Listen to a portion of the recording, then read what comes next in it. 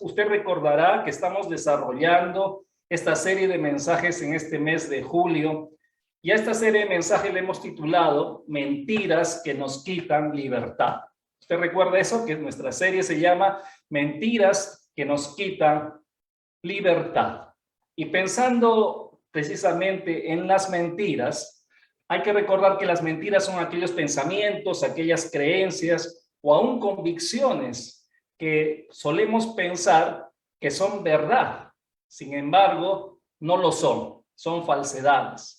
A veces hay medias verdades, pero no son verdades en su totalidad. Y es necesario identificarlas, es necesario discernir entre las mentiras y las verdades, porque estas mentiras se van instalando en nuestra mente y van a terminar confundiéndonos y van a terminar extraviándonos en la fe y nos van a quitar aquella libertad que Dios nos dio en Cristo Jesús. ¿Recuerda usted que hemos sido libres en Cristo Jesús? Jesús dijo que si el Hijo de Dios os libertare, seréis verdaderamente libres. Así que tenemos libertad de parte del Señor Jesús, pero hay que tener cuidado que estas mentiras no terminen quitándonos esa libertad. De manera que hay que desarrollar, hermanos queridos, este discernimiento espiritual para detectar esas mentiras, esas medias verdades. Y el discernimiento espiritual se logra desarrollar cuando conocemos más de la palabra del Señor, cuando usted puede conocer y estudiar más de la verdad escrita del Señor. Y también se desarrolla ese discernimiento espiritual cuando usted tiene una relación cercana con el Espíritu Santo, porque usted recordará que Jesucristo dijo que el Espíritu Santo nos iba a guiar a toda verdad. Bueno, pues hoy vamos a reflexionar en otra mentira que nos amenaza. Por eso hemos titulado a este mensaje, Basta ya, ya no puedo más. Esta expresión, basta ya, ya no puedo más, es una expresión que denota agobio desesperado, aflicción, y denota también una decisión de terminar con algo crítico que estamos viviendo, con algo que ya no podemos soportar. Y tal vez esta expresión puede ser que a ti te haga recordar alguna experiencia en tu vida que hayas tenido que vivir y te has sentido así, sumamente agobiado, agobiada, queriendo que ya todo termine, que ya no tienes fuerza para soportar. Puede ser que te haga recordar algún problema de tu matrimonio, puede ser que te recuerde algún problema con tus padres, querido joven, o con tus hijos, querido papá, mamá. Puede ser que te recuerde una situación que has tenido que pasar en tus estudios o en tu trabajo, o hasta en tu propia relación con Jesucristo. Sí, aún en tu propia fe has sentido tal vez que sientes que todo se vuelve insoportable y que ya quieres terminar con todo. Bueno, la Biblia nos relata la historia de un profeta. De un profeta nos referimos a un mensajero de Dios que Dios envió al pueblo de Israel. Este profeta se llamaba Elías. Seguramente recordarás al profeta Elías. Elías fue un profeta muy respetado por el pueblo de Israel porque Elías podía demostrar con prodigios y señales el poder de Dios. Pero también era respetado Elías porque Elías tenía la autoridad de Dios para ejecutar juicios de Dios. Por ejemplo, vas a encontrar allí en Primera de Reyes, vas a encontrar que un día Elías hizo ejecutar a los profetas del dios cananeo Baal, este ídolo que adoraban los cananeos. Pero en un momento de la vida, en un momento de su ministerio, de su servicio de Elías, pasó algo. Luego de un tiempo de victoria espiritual para él, tuvo que experimentar el rechazo y tuvo que experimentar la oposición del rey de Israel. Me refiero a Acab. Acab fue el rey de Israel y fue un rey desobediente a Dios, contrario a Dios, fue un rey impío. Y él tenía su esposa que se llamaba Jezabel. Jezabel también no era judía, no era israelita, era fenicia, y ella era idólatra, pagana y también, por supuesto, impía. Y estos reyes se opusieron, desaprobaron, rechazaron a Elías, al profeta Elías, y aún más, llegaron al punto de perseguirlo para matarlo. Y aún el pueblo de Israel no dijo nada, no se opuso, sino simplemente asintió que Elías sea perseguido para darle muerte. Ahora yo quiero leer contigo precisamente esa lectura de la vida de Elías, esta crisis que él tuvo que pasar, esta situación penosa, lamentable que él tuvo que atravesar. Si tú tienes ahí tu Biblia, todavía conservas tu Biblia física, ¿no es cierto? Y espero que sí, puedas buscar Primera de Reyes, capítulo 19. Vamos a dar lectura del 1 en adelante, poco a poco, y ver qué enseñanzas nos da la palabra en esta mañana con respecto a este tema. Primera de Reyes, capítulo 19, verso del 1 al 4, dice lo siguiente. Acab, el rey, dio a Jezabel, su esposa, la noticia de todo lo que Elías había hecho. Se refiere a cómo había dado muerte a espada a todos los profetas de Baal. Entonces, envió Jezabel, esta reina impía, envió a Elías un mensajero diciendo, así me hagan los dioses, se refiere a sus ídolos que adoraba, así me hagan los dioses y aún me añadan, si mañana a estas horas yo no he puesto tu persona como la de uno de ellos. Estas palabras de Jezabel simplemente son una amenaza de muerte contra Elías. En otras palabras, le está diciendo, voy a enviar a matarte lo más pronto posible. Vas a morir igual como tú mataste a aquellos profetas de Baal. Y el versículo 3 dice, viendo pues el peligro, Elías se levantó y se fue para salvar su vida. Y vino a Berseba, que está en Judá, y dejó allí su criada. Y él se fue por el desierto un día de camino y vino y se sentó debajo de un enebro y deseando morirse dijo, basta ya, oh Jehová, quítame la vida, pues no soy mejor que mis padres. Quiero volver a leer estas últimas líneas. Dijo, deseando morirse, dijo, basta ya, oh Jehová, quítame la vida, pues no soy yo mejor que mis padres. ¿Qué aprendemos de estos primeros versos, hermanos? En primer lugar, aprendemos que las condiciones de nuestra vida pueden en un momento tornarse desfavorables, pueden tornarse aflictivas. ¿Sabes que los cristianos, los creyentes en Cristo, solemos pensar que todo nos debe ir bien? De alguna manera hemos creído que todo nos debe ir bien, que nunca vamos a tener que enfrentar ningún sufrimiento, ninguna crisis, ninguna prueba o aflicción. Sabe que hasta algunos cristianos, las últimas décadas, algunos cristianos se han inventado una creencia. ¿Cuál es esa creencia? La prosperidad perfecta del creyente, que significa que a todo creyente, sin excepción, le va a ir bien, sin excepción, al 100%, que no van a tener que sufrir nada, ni nada les va a faltar al 100%. Y esto no es verdad, es una mentira, es una falsedad que debemos discernir en nosotros para poder quitarla de nosotros. Porque, hermanos, no es verdad que estaremos nosotros los creyentes exentos, libres de todo sufrimiento, no es así.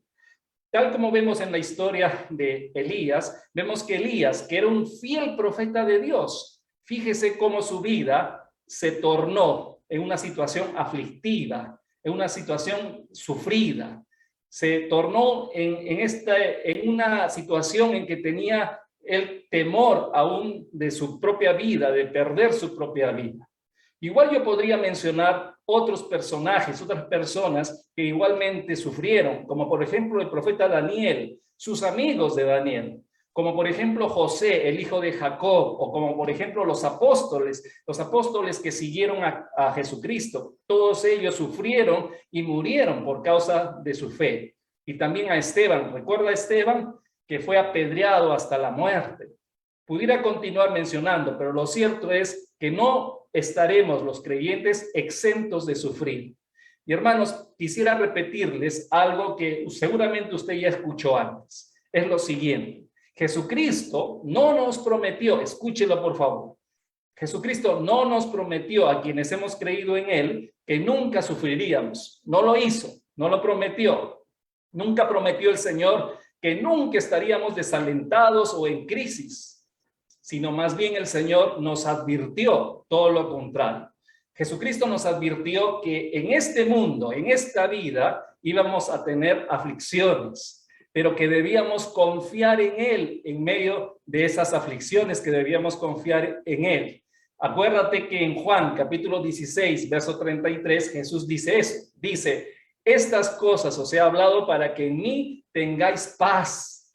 En el mundo tendréis aflicción, pero confiad, yo he vencido al mundo. La segunda cosa que podemos aprender de estos versos que hemos leído es que las situaciones aflictivas que tenemos que enfrentar, si no tienen control, nos van a terminar llevando a un gran desaliento, a un gran desaliento. Vemos aquí en el pasaje que hemos leído que Elías no solo se entristeció y sufrió al saber que tanto el rey como su esposa estaban en su contra, sino al saber que estaban enviando gente que le mate, que le asesine. Entonces a Elías le embargó un miedo natural, ¿no es cierto? Le embargó un miedo porque le iban a quitar la vida. Y digo natural porque igualmente que él, si a usted o a mí me llegara una carta oficial anunciándome que me quieren quitar la vida, usted y yo nos sentiríamos igual. Temeríamos por nuestra vida, ¿no es cierto? Y entonces Elías tuvo miedo, por eso huyó. Y su sufrimiento y miedo le llevó a un estado de gran desaliento. Llegó a ir poco a poco bajando a un nivel de mayor aflicción, de mayor dolor, y allí está en una depresión fuerte. Por eso es que leemos en el pasaje que quería morirse. Ya no quería continuar viviendo. Estaba en este estado de depresión. Y en este estado de depresión, Elías olvidó que Dios tenía el poder para cambiar las situaciones, que Dios tenía el poder para protegerlo, para defenderlo. Se olvidó, porque precisamente esos niveles o esos lugares de profunda depresión en nuestra vida hasta nos impiden pensar y recordar todas las verdades que hemos aprendido del Señor.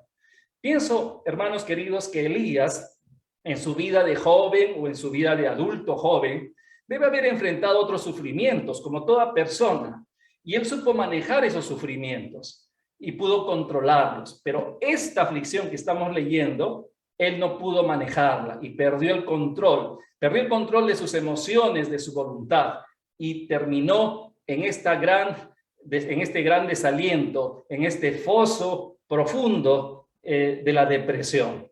Y su sufrimiento, este miedo que tenía, a él le hace pensar en una falsedad. En su mente de Elías se instala una mentira. ¿Y cuál es esa mentira? Que la vida con Dios es insoportable y por ello hay que acabar con su vida. Esta mentira se instala en su mente pensando aún que su servicio a Dios como profeta ya no sirve de nada y que tiene que terminar todo. Y yo digo y afirmo que esto era una falsedad, una mentira, porque si hubiera sido verdad, entonces Dios le hubiera escuchado y le hubiera respondido afirmativamente y hubiera cumplido con la petición de Elías. Pero sin embargo, Dios no hizo eso. ¿Por qué? Porque era una mentira. No estaba razonando verazmente Elías. Así que, hermano querido, no es cierto que la vida con Dios es insoportable.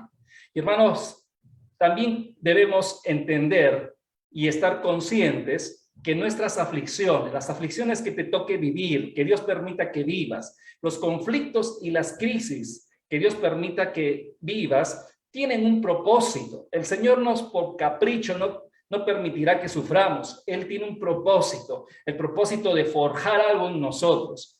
Y seguramente esas situaciones nos van a entristecer, nos van a causar dolor, nos van a causar lágrimas, nos van a hacer sufrir en diferentes niveles, seguramente, pero debemos controlar nuestras emociones. Sí podemos controlar nuestras emociones y debemos saber encarar esas situaciones y saber manejarlas. Debemos controlar nuestras emociones de tristeza. No hay que perder el control. La Biblia enseña mucho sobre eso. Mire, usted recordará que en Mateo 4 Jesús enseña que no debemos afanarnos por nada. Y el afán significa la preocupación extrema, desesperada por algo. En otras palabras, Jesús dice, no se desesperen por nada. Pero también uno encuentra que el apóstol Pablo en la epístola a los Filipenses, él dice que podemos controlar nuestros pensamientos. Usted encuentra en Filipenses 4, el verso 8, que podemos y debemos pensar en todo lo bueno, lo justo, lo amable, todo lo de buen nombre. Y también Pablo va a decir en Filipenses 4:4 que debemos gozarnos, debemos regocijarnos. Y repite, y otra vez les digo, regocíjense, regocíjense. También hay que recordar, hermanos, que la Biblia enseña que la vida que hemos recibido de Jesucristo es una vida abundante y es eterna. No es una vida miserable, es una vida abundante. Jesucristo dijo, yo he venido para que tengan vida y vida en abundancia, ¿no es cierto? Así que esta relación que tú tienes con el Señor Jesús, esta vida que Él te ha dado, esta vida que cada día la vives con Jesús, es una vida de abundancia. Pero también aprendemos en la palabra del Señor que su Espíritu ha venido dentro de nosotros. Desde que creímos en Jesús, envió su Espíritu a morar dentro de nosotros. Y este Espíritu Santo es un espíritu de poder, que le da poder a nuestra vida para enfrentar las situaciones difíciles que tengamos que confrontar, las aflicciones que tengamos que vivir, las pruebas que tengamos que vivir, los sufrimientos que tengamos que vivir. El Espíritu Santo dentro de nosotros nos da poder para enfrentarlos. Acuérdate que Jesús dijo antes de partir al cielo, Él dijo en Hechos capítulo 8, les dijo a los discípulos, pero recibiréis poder cuando haya venido sobre ustedes el Espíritu Santo. Recibiréis poder cuando haya venido sobre vosotros el Espíritu Santo. Pero también nuestra relación de fe con nuestro Señor, esta vida con nuestro Señor, es una relación donde Él nos da fuerzas y nos da protección. Pablo va a decir en Efesios capítulo 6 a los creyentes, a ti y a mí y a todos los creyentes de todos los tiempos, nos va a decir, fortaleceos en el Señor, en el poder de su fuerza. Así que, hermanos, la vida con Cristo no es que sea insoportable de ninguna manera. La vida en Cristo sí es posible vivirla. Es una vida abundante. Aún estoy recordando en este momento aquel pasaje en Mateo capítulo 11 en que Jesucristo dice, llevad mi yugo sobre vosotros, ¿no? Que ustedes puedan llevar mi autoridad, la sujeción a mí, la puedan llevar. Llevad mi yugo sobre vosotros, porque mi carga es fácil, es ligera, de manera que no hay este pesar en la vida cristiana, en nuestra vida de fe. Pero vamos a continuar leyendo el relato bíblico, los versos 5 al 8. Dice los versos 5 al 8.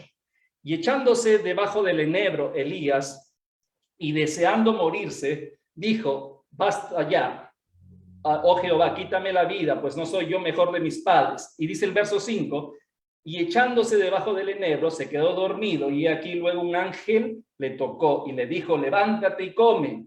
Entonces él miró y aquí a su cabecera una torta cocida sobre las ascuas y una vasija de agua, y comió y bebió y volvió a dormirse.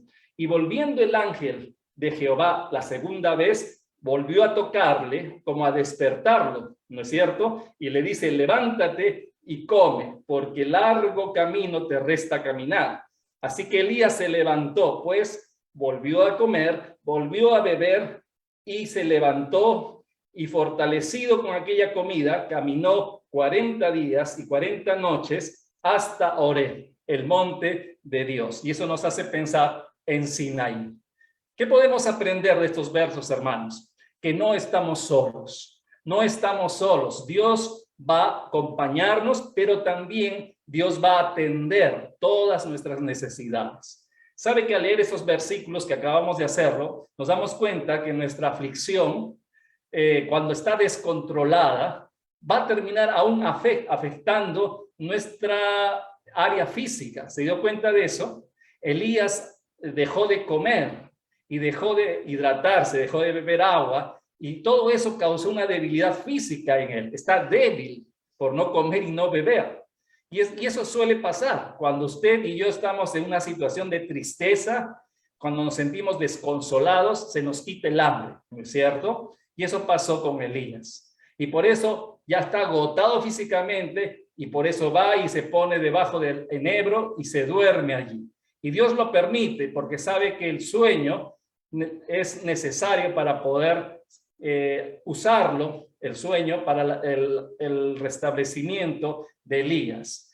Pero sucede algo más con Elías. Quiero decirle, si usted no se dio cuenta, pero sucede algo más con Elías, porque Elías hizo una petición a Dios, ¿se acuerda? Basta ya, quítame la vida, no soy mejor que mis padres. Pero no esperó la respuesta de Dios, simplemente dijo su expresión y siguió caminando hasta ir hasta el enebro en el desierto y ponerse a dormir. Y uno se pregunta, ¿por qué no como antes buscó la respuesta del Señor? Creo yo que Elías piensa que está solo, que Dios lo ha dejado solo. Pero sabemos que no es así, ¿no es cierto? Que Elías no está solo. Sin embargo, hermanos, esta es otra mentira que se instala en la mente de aquel creyente que se encuentra en aflicción o deprimido. Esta mentira se instala en nuestra mente. Esta mentira que nos dice, estás solo, Dios te ha desamparado, Dios ya no está contigo, estás solo. Pero como estamos leyendo, Dios no dejó solo a Elías, ni nunca nos dejará solos a ti y a mí, ni a ningún otro creyente. Y no solamente nos acompañará, sino también atenderá todas nuestras necesidades. Fíjese cómo comienza con Elías a atender su agotado cuerpo. Así empieza, en el caso de Elías, Dios a atender esta necesidad física. Le hace dormir, lo despierta, le ha cocinado una torta, le hace comer, le hace beber agua, otra vez lo hace dormir. Repite lo mismo como una terapia para que le ayude en su cuerpo. Y así sucede. Vuelve a recobrar sus fuerzas Elías. Hasta Dios usa a su ángel allí sirviéndole a Elías. Pero no solamente le atiende las necesidades físicas, sino también atiende las necesidades emocionales de Elías. Aún el Señor opera en la voluntad de Elías, porque al final vemos a Elías levantarse. Ya no es el Elías apesadumbrado, derrotado, queriendo morirse, ya no es ese Elías. Ahora está fortalecido, se pone de pie y toma la decisión voluntaria. Voy a ir a buscar a Dios a su monte, ¿no? A Sinaí, voy a ir hasta allí a poder conversar con mi Dios. Y ahí está yendo Elías. Más adelante vamos a ver también que Dios va a atender las necesidades espirituales del profeta Elías. Y hermanos, quiero decirle algo más aquí. Igual que a Elías, Cristo no nos va a dejar solos, ni a ti ni a mí. Así que cuando te toque esa situación difícil que vivir, esa crisis o prueba o aflicción, por favor, cuídate de que no se instale esa mentira en tu mente o en tu corazón, de que Dios te haya abandonado. No estás solo. Cristo te va a acompañar y te va a ayudar. Él prometió, recordarás antes de ascender, Él prometió, y aquí yo estoy con vosotros todos los días hasta el fin del mundo. Lo encuentras en Mateo capítulo 28, verso 20. Él ha prometido acompañarnos, estar con nosotros, pero también Él ha prometido ayudarnos. Él nos va a ayudar en todas nuestras necesidades. Tal vez Jesucristo sea diferente el orden que use contigo o conmigo que el que usó con Elías. Tal vez empiece, no por lo físico, tal vez empiece llenando nuestro espíritu. O tal vez empiece tranquilizando nuestras emociones. No lo sé, pero en su soberana voluntad, Él sabrá por dónde empieza. Pero lo cierto es que va a atender todas nuestras necesidades. Pero terminemos leyendo este pasaje. ¿Qué pasó? ¿Qué pasó con Elías? Acompáñame, por favor, el verso 9 en adelante. Dice lo siguiente. Y allí se metió en una cueva, llegando al monte de Dios en Horeb, Sinaí. Allí se metió en una cueva donde pasó la noche. Y vino a él palabra de Jehová, el cual le dijo: ¿qué haces aquí, Elías? Él respondió: he sentido un vivo celo por Jehová, Dios de los ejércitos. Significa un ardor que quería defender a Dios, ¿no? Por eso dice: he sentido un vivo celo por Jehová, porque los hijos de Israel han dejado tu pacto, Señor, han derribado tus altares, Señor, y han matado a espada a tus profetas, Señor. Y solo yo he quedado, y me buscan para quitarme la vida. Ahí está Elías contándole con pelos y señales todo lo que ha sucedido a Dios. Y dice el verso 11 que Dios le dijo: sal fuera y ponte en el monte delante de Jehová. Y aquí Jehová pasaba, y un grande y poderoso viento que rompía los montes y quebraba las peñas delante de Jehová. Pero Jehová no estaba en ese viento. Jehová venía más atrás. Solo este viento le estaba antecediendo, este viento poderoso. Luego dice que después del viento venía un terremoto. El terremoto seguramente continuó rompiendo las peñas y las rocas, pero Jehová no estaba en el terremoto. Jehová venía más atrás aún. Y luego dice que tras el terremoto vino un fuego abrasador que seguramente quemó todos los árboles y las plantas, pero Jehová venía más atrás, no estaba en el fuego. Y luego se escuchó un silbo apacible y delicado.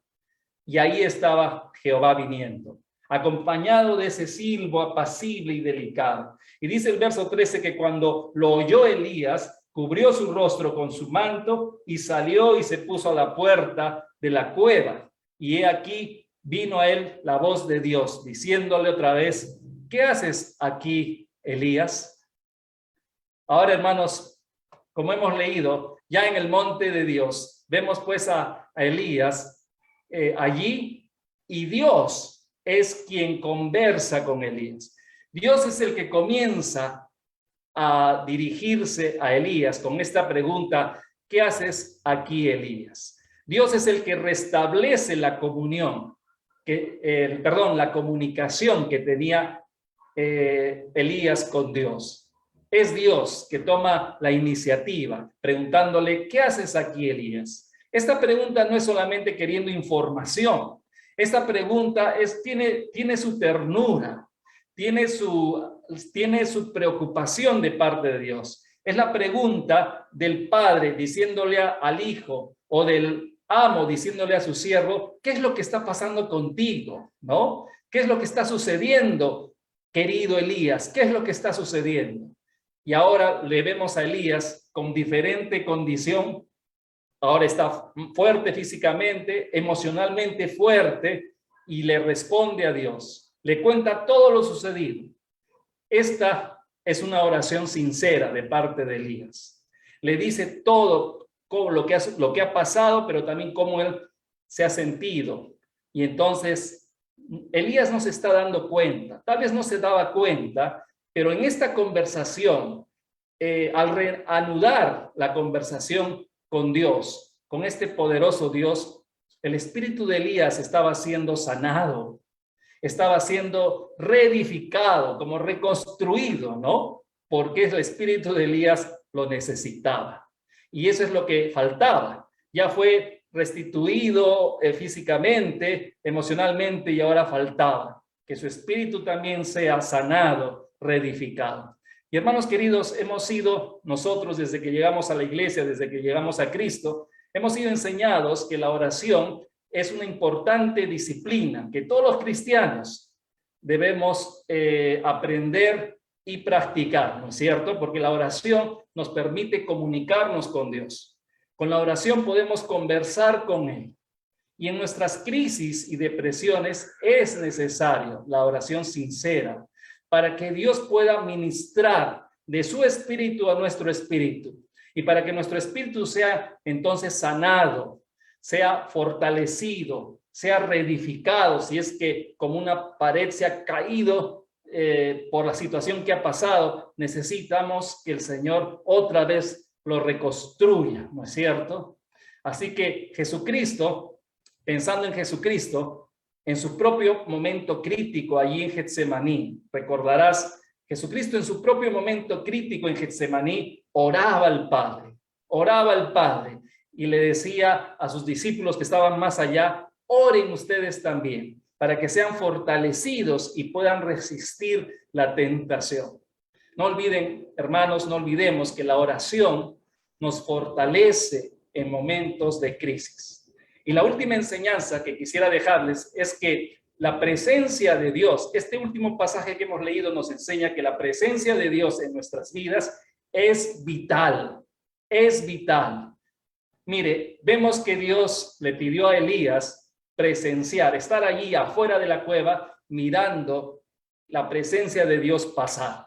Y cuando Elías veía lo que antecedía a Dios, aquel poderoso viento que rompía los montes, ¿usted se imagina la situación? ¿Cómo es que un viento tan fuerte podía romper las peñas? ¿Se imagina la situación? Y después del viento, un terremoto, no como los que hemos vivido aquí en Lima, un terremoto, rompiendo todas las rocas, pero debió haber sido una experiencia terrible. Y después del terremoto, un fuego, un incendio devorador. Cuando estaba viendo todas estas cosas, Elías, él estaba viendo y siendo testigo del poder invencible de Dios. Estoy seguro que Elías, al ver todas estas manifestaciones, recordó que Jehová es el verdadero Dios todopoderoso.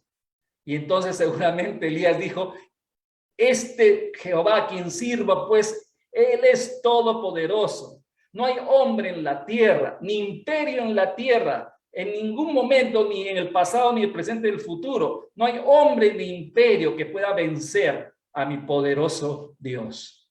Y seguramente el espíritu de Elías volvía a llenarse otra vez de confianza y seguridad, de aliento y valor para continuar sirviendo a su Dios.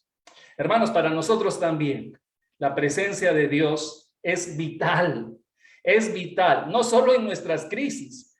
La presencia de Dios es vital en todo momento para nuestras vidas, en todo momento.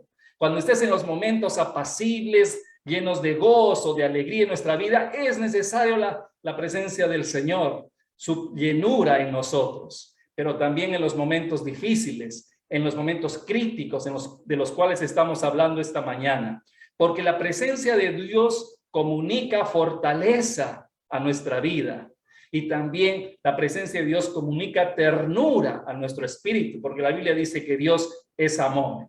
Jesucristo nos envió a su Espíritu Santo, ya lo hemos dicho, ya usted lo sabe.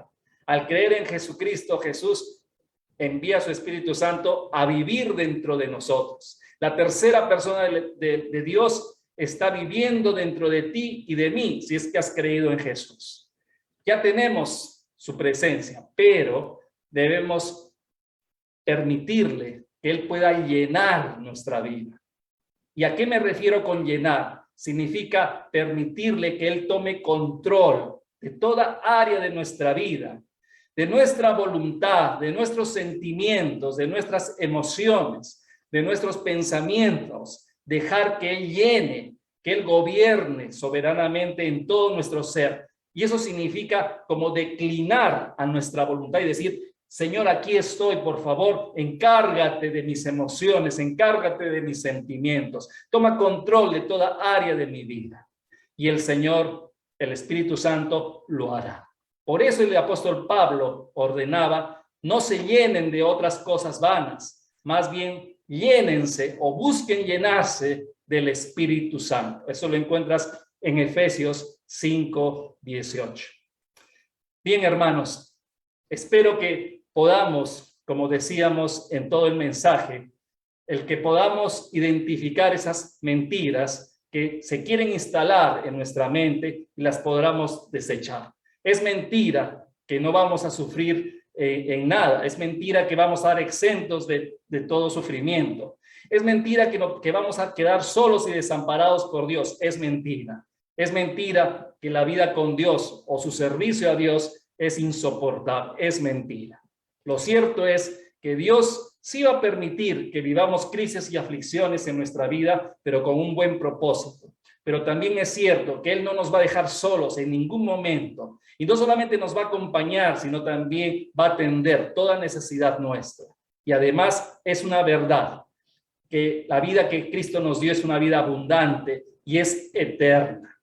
Cristo nos va a ayudar a soportar toda aflicción en esta vida.